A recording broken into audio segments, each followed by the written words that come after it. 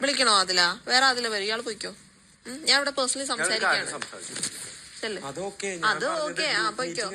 എടാ അപ്പൊ ഇത്ര ഡ്രസ് നമ്മള് ഇത്ര കിട്ടിയല്ലേ? വേണ്ട, പുള്ളിയുടെ ഇതില്ലല്ലോ.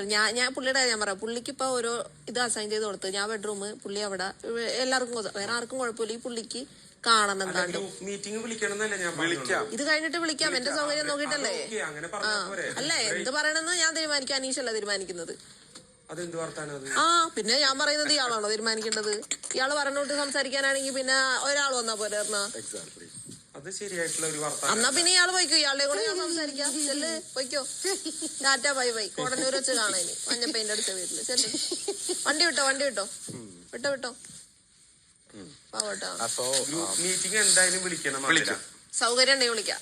ബ്രേക്ക്ഫാസ്റ്റ് കഴിഞ്ഞിട്ട് വിളിക്കണം. ഇല്ല, ഞാൻ ലഞ്ച് കഴിഞ്ഞിട്ടേ വിളിക്കുള്ളൂ. ഞാനല്ലേ ക്യാപ്റ്റൻ.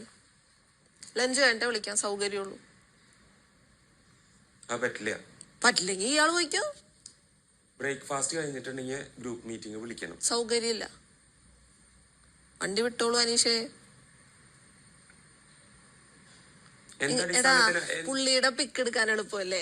ലൈക്ക് നമ്മുടെ ഇവിടുത്തെ ഗ്രൂവിന് ആനങ്ങാണ്ട് നിന്നോളും.